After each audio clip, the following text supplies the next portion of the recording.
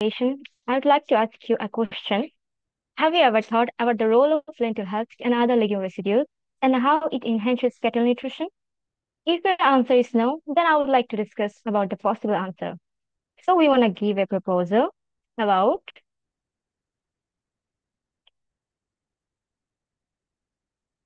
আমরা শুনতে পাচ্ছি, বলো, অসুবিধা নাই। so we want to give a proposal about exploring the role of lentil husk and other legume residues in enhancing cattle nutrition and reducing feed costs. And this presentation is presented by me, Javin Nahar Toma, and they are my fellow teammates. Now let's see some pictures of lentil husk and legume residues. At this moment, the question arises why we are thinking about this. Around the world, there is a concerning disparity between the amount of food produced and consumed.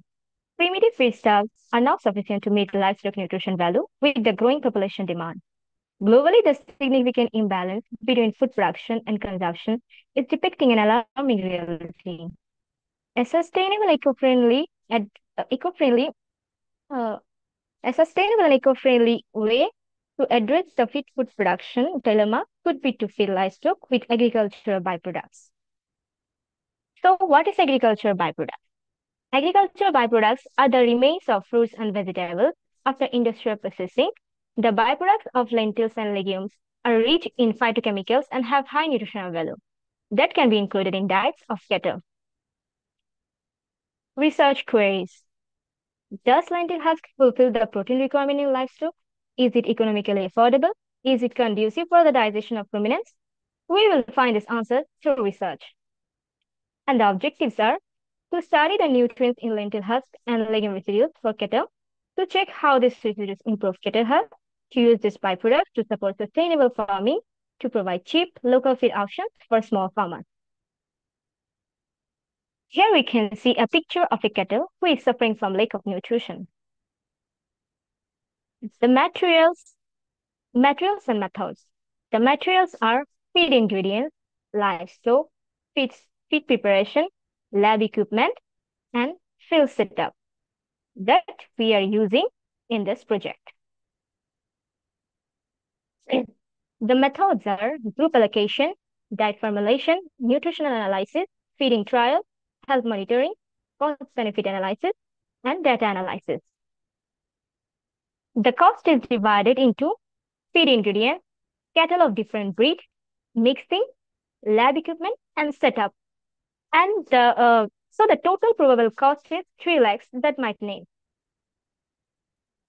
Expected outcomes are nutrient-rich, cost-effective, sustainable, improved rumen health, local availability, increase in milk yield. Here we can see a curved line in this graph that represents feed cost is decreasing. On contrary, nutrient value is increasing. The nutrient value is counted in percentage and the cost is in SAPCA. Capability of the researcher. Lab facilities available in Department of Biochemistry and Chemistry and Department of Animal Nutrition. Apparatus, glassware, and chemicals are available to carry out proximate analysis. There are also facilities to carry out in vitro trial in this lab. So that's enough for today. I wish our Honorable Sir will accept our proposal and guide us through the journey. We will be grateful if you work with us, sir. Thank you. Thank you all.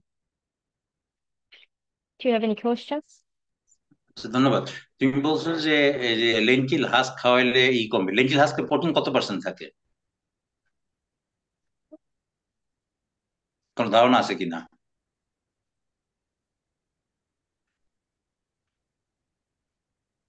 আচ্ছা, lentil husk এখন কি use করা হয় না? এখন কি কাজে ব্যবহার করা হয় লেন্টিল হাস্ক? এটা তো স্যার এখন ওয়েস্ট হিসেবে আমরা ফেলে দিই অনেক মানে ওয়েস্ট হিসেবে আমরা ফেলে দিই, তো এটাকে যদি আমরা কাজে লাগাতে পারি তোমার বাড়ি ওই কোথায়? হিসেবে। স্যার চট্টগ্রাম। আচ্ছা, তোমাদের গ্রুপে নর্থ বেঙ্গলের কেউ নাই? বগুড়া, পাবনা, কুষ্টিয়া আছে কেউ?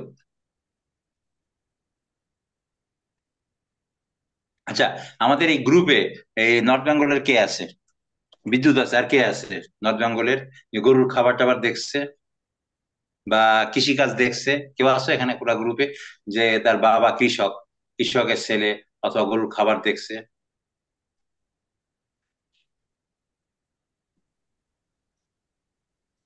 স্যার কেউ নাই। দেখছি স্যার।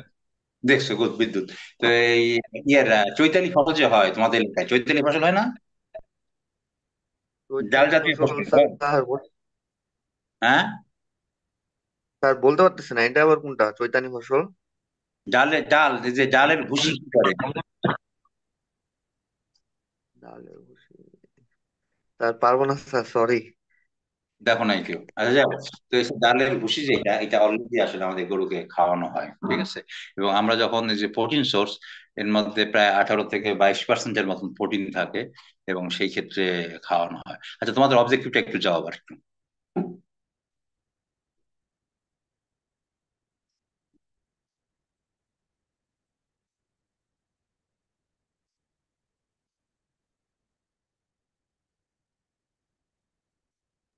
আচ্ছা, লিগুম রেসিডিউ বলতে তোমরা কি বুঝাচ্ছ?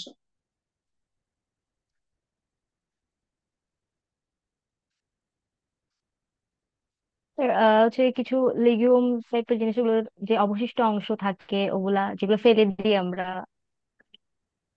স্যার এটা যাক, আমরা হচ্ছে ছবি দিয়ে দেখিয়েছিলাম স্যার। দেখো খোসা যে গুলো। ডাল যে এটা ঠিক আছে, কিন্তু এটা কিন্তু আসলে আমরা ফেলায় দেওয়া হয় না। এগুলো কিন্তু ভাঙা ডাল, এবং তুমি যে দুইটা ছবি দিচ্ছ, এই দুইটাই কিন্তু গরুকে খাওয়ানো হয়। ঠিক আছে, আমাদের বাসায় আমরা গরুকে খাওয়াইছি, আমি নিজে যেহেতু কৃষকের ছেলে। যাই হোক, তবে তোমরা যেটা করতে পারো, এই যে লিগুম ক্রপ চাষ করতে পারো। যেমন ধরো অনেক চর এলাকা আছে, সিলেটে হাওর এলাকা, এই যে শীতকালে ভাসি হচ্ছে, বাকি সময় পানিতে চলে যায়, চর এলাকা। সেই ক্ষেত্রে কিন্তু লিগুম ধরো খেসারি বনিয়ে দিলা, বা বনিয়ে দিলা। খেসারি তো মানুষ তো খায় না, দেখা যাচ্ছে সেই ক্ষেত্রে কিন্তু আমরা প্রোটিনের সোর্স অনেকখানি আমরা কি করতে পারি, আমরা ইউজ করতে পারি।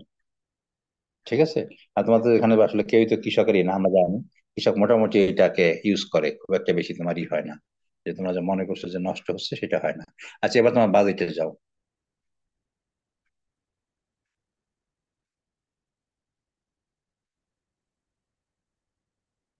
তোমরা বলছো যে ক্যাটেল অফ ডিভাইন বেজ 2,20,000 টাকা। তো একটা গরুর দাম কত পড়বে? কয়টা গরু কিনতে চাচ্ছ তোমরা?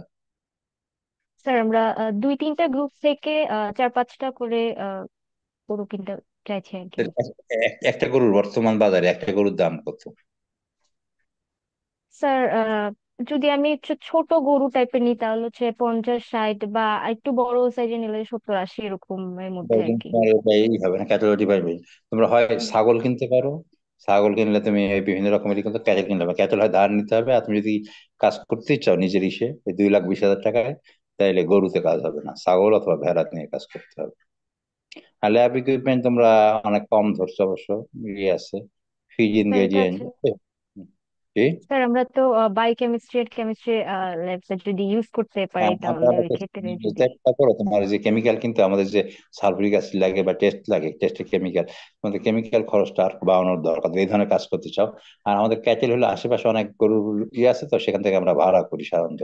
সরাসরি আমরা ক্যাটেল কিনি না। যদি কাজ করতে চাও, সেই ক্ষেত্রে ছাগলটা সস্তা হবে, ছাগল বা ভেড়া। কারণ গরুর দাম অনেক বেশি পড়বে, বড় প্রজেক্ট না হইলে গরু কেনা কঠিন হবে। আর তোমরা এখানে দেও নাই কিন্তু, স্টেশনারি, যেটা স্টেশনারি তোমরা দেও নাই, যাতায়াত খরচ লাগবে সেগুলো দেখাও নাই। আবার যে মানুষের যে খরচ, তুমি যে রিসার্চার বা লেবার, সেটাও কিন্তু তোমরা দেখাও নাই। স্যার এগুলো দেখাইছো? সেটআপের মধ্যে, জি স্যার সেটআপের মধ্যে হচ্ছে এগুলো আমাদের ইনক্লুডেড, যে আমাদের ফিল্ড সেটআপ প্লাস হচ্ছে মানুষের যে লেবার কস্ট মানুষের প্লাস কোন হচ্ছে কোন যেগুলো। সেক্টরের মধ্যে? ল্যাব স্যার এই ইকুইপমেন্ট যে ল্যাব সেটা ল্যাব ইকুইপমেন্টের তিরিশ পরে হাজার যে টাকা সেটআপ যে, জি স্যার 30,000 30,000-এর মধ্যে আমরা কমপ্লিট তুমি করার যদি চেষ্টা একজন করবো। মাস্টার্সের ছাত্রকে কাজও করাও, 5,000 টাকা করে দিল, তো 6 মাসে 30,000 টাকা চলে যাবে, তাই না? এবার অ্যাকাউন্টমেন্ট লাগে। সেটা যদি তুমি তাই করো, তাহলে সেটার মধ্যে আর একটু বেশি খরচ দিতে হবে। তারপর স্টেশনারি কাগজ কলম লাগে, যাতায়াত খরচ লাগে, জি খরচ স্যার। লাগে। তো আর ক্যাটেল, যেটা ক্যাটেল মানে ছাগল নিতে পারো আর করতে পারো। ঠিক আছে, তোমার যদি এরপর ভবিষ্যতে জি কাজ স্যার। করতে চাও, আমরা হয়তো তোমাদের জি সহযোগিতা। স্যার। ঠিক আছে, জি থ্যাংক ইউ। স্যার ইনশাল্লাহ স্যার, থ্যাংক ইউ স্যার।